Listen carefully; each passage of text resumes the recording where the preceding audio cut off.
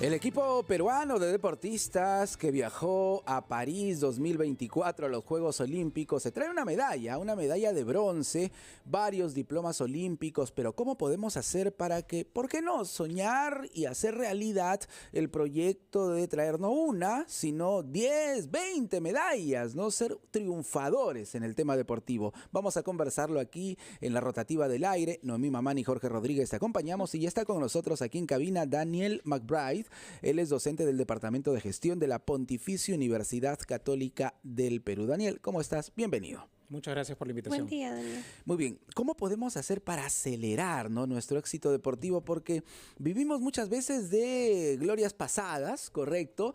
O de recuerdos, ¿no? Que claro, son muy gratos, son maravillosos, pero necesitamos un presente que realmente nos indique un camino hacia el éxito deportivo, Daniel. De acuerdo, hay muchas cosas por hacer, pero yo diría que primero hay que empezar por hacer una comparación, ¿no? O sea, nosotros somos líderes en gastronomía, somos líderes en, por ejemplo, en estabilidad fiscal, manejo macroeconómico, tal vez podríamos incluir a las agroexportaciones. Entonces, en realidad primero hay que pensar que sí podemos ser líderes en muchas cosas, a pesar del contexto político, social, institucional que vivimos. Eso es lo primero, que sí se puede. Sí se puede, definitivamente. ¿Correcto? Y justamente esos sectores, una de las razones por las cuales les va bien y han logrado éxitos, tiene que ver con visión y estrategia compartidas de largo plazo que trasciendan a las autoridades políticas de turno.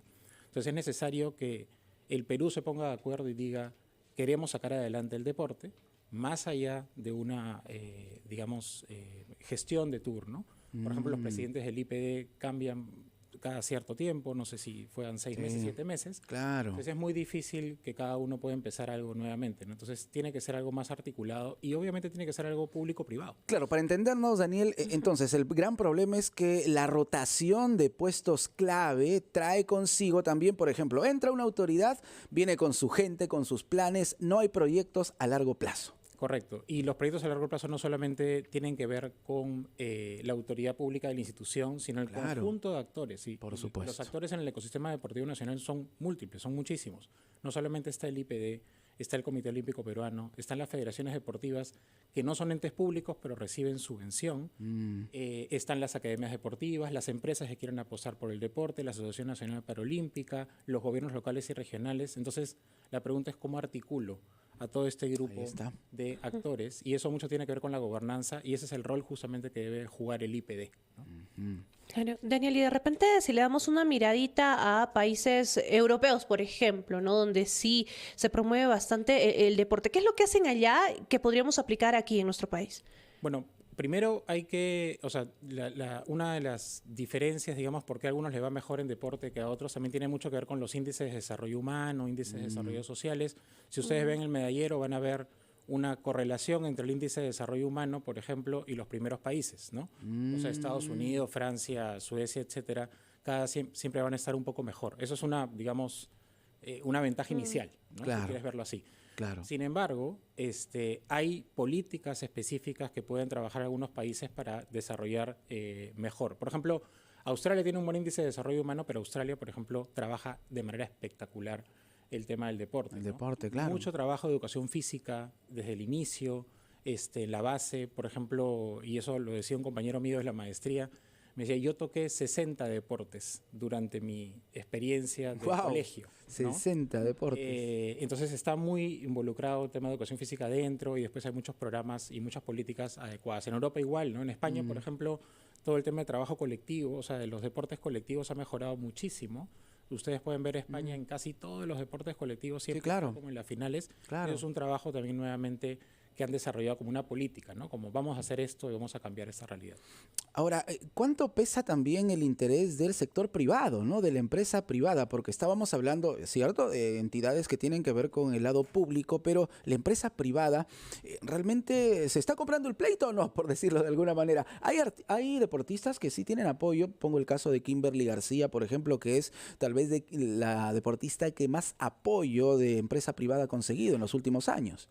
Sí, hay cada vez más. O sea, ha habido una evolución definitivamente en los últimos 15 años, yo diría, que la empresa privada ha estado cada vez más presente, especialmente con los patrocinios, ¿no? Con los patrocinios deportivos. Pero O sea, y hay que tener más y más empresas privadas interesadas, y ahí justamente el rol del IPD nuevamente tiene que ser como de inversor estratégico y de tratar de incluir al sector privado cada vez más. De articular, ¿no? Articular, y no tener esta dicotomía entre lo que hace el público y lo que hace el privado, sino que el público lo que tiene que hacer es jalar al privado. Exacto. Para decirle, acá hay potencialidad, el deporte puede traer estas cosas, miren estos deportistas destacados que tenemos, vengan a impulsar. Lo mismo tienen que hacer las federaciones. Y no podemos quedarnos solamente en los patrocinios, sino también, por ejemplo, en la infraestructura. Claro, porque sucede muchas veces, Daniel, que el mismo deportista no es el que busca el auspicio, y está bien que la empresa privada esté a la altura, lo apoye, pero ese trabajo lo debería realizar en inicio el IPD, ¿no? O los organismos deportivos, ellos deberían articular un trabajo conjunto con la empresa privada para que el deportista no tenga que estar tocando puertas y se dedique a entrenar, pues. Correcto, no necesariamente el rol tiene que ser una agencia de marketing o algo por el estilo. Claro. Lo que sí tiene que hacer es buscar articular, sabiendo que eso es importante y teniendo los puentes de alguna manera para ver cómo poder generar más recursos privados para que entren al aparato del sector deportivo, ¿no? Y lo otro es infraestructura deportiva. Siempre se habla de infraestructura general, que yo creo que obviamente es importante, pero ahí nuevamente también se puede hacer mucha colaboración público-privada. Ahora lo bueno es que hay, digamos, un boom otra vez de las relaciones público-privadas y ahí hay más necesidad de involucrar al privado para gestionar justamente estas infraestructuras.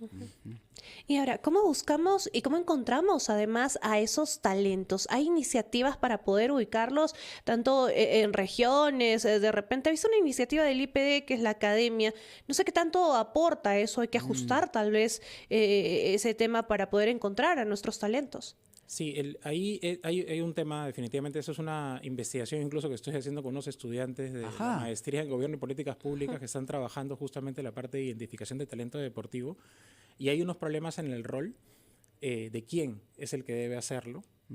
A veces no hay mucha claridad si es el Ministerio de Educación en los Juegos Deportivos Escolares o si es el IPD. Y digamos que no hay mucha claridad sobre el rol, pero yo creo que uno de los roles principales siempre va a ser de las federaciones de cada deporte, ¿no? Para identificar de alguna manera cuáles pueden ser esos deportistas. Pero los Juegos Deportivos Escolares son un espacio para identificar talento deportivo, pero también lo es los colegios y otros campeonatos que pueden existir, y los profesores de educación física pueden tener un rol, pero nuevamente, ¿no? El tema de la articulación, cómo manejo la data, quién es el que gestiona esa información, no está muy clara y tal vez no se hace de lo mejor, ¿no? Y hay que trabajar también mucho en regiones, ¿no? Mencionaste, Daniel, hace unos instantes a las autoridades locales y regionales que deben tener un papel primordial también en todo esto. Sí, definitivamente. En el ecosistema deportivo hay muchos actores, pero también hay que discriminar de alguna manera los roles, ¿no? Una cosa es la masificación del deporte, que sí debe estar muy en el rol de los gobiernos regionales y locales, que tiene que ver con que la gente haga actividad física y se mueva. Y también está el rol del, digamos, los gobiernos regionales y el Minedu en la parte de iniciación base con educación física, ¿no? Exacto. No necesariamente tiene que estar en el rol de la alta competencia.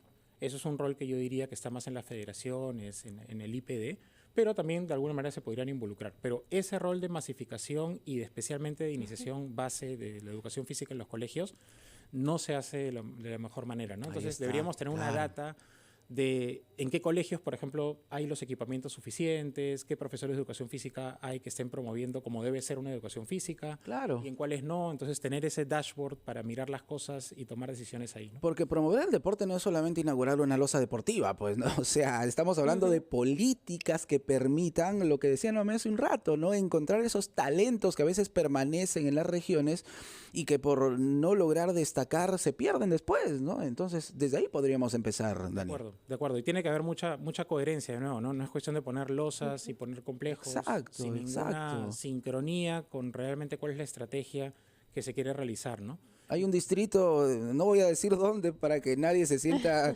mencionado, pero claro, tiene 2,000 habitantes y el alcalde construyó un estadio para 20,000 personas. A ver, totalmente contraproducente, pues, ¿no? Entonces, con ese tipo de políticas no llegamos a ningún lado, ¿no? Correcto. Por eso es importante tener esa coherencia. Y creo que la mejor manera de tener la coherencia en ello es tener, primero, una visión compartida de largo plazo, de decir, vamos con el deporte adelante. Exacto. Y unas grandes líneas estratégicas que hay que consensuar.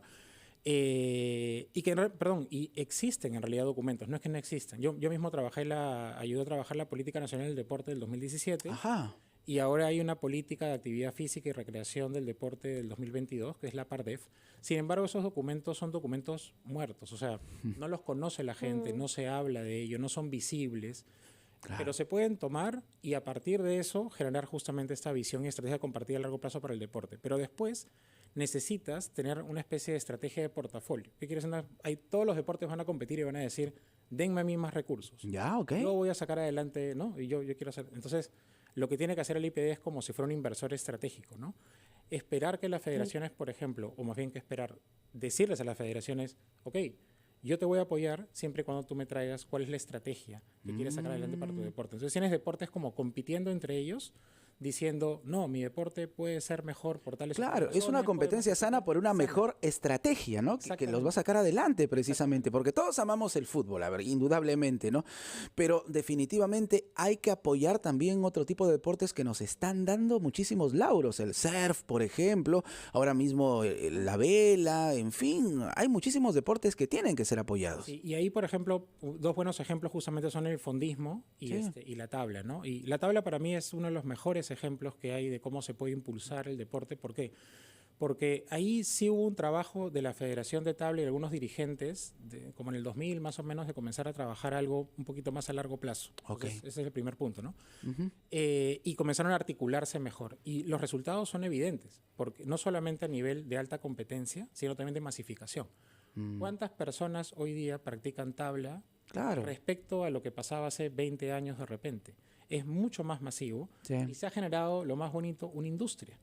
Hay muchas más academias detrás, entonces los recursos económicos Ganamos son cada vez todos. más naturales. Ganamos Una inversión todos, estratégica y definitivamente. ahí estamos ganando todos. Daniel, muchísimas gracias por estar con nosotros aquí en Gracias, RPP. ¿ah? Daniel. No, Gracias. ustedes, muchas gracias. Muy importante tu aporte, Daniel McBride, docente del Departamento de Gestión de la Pontificia Universidad Católica del Perú, aquí en la Rotativa del Aire. Volvemos con más. Quédate con nosotros.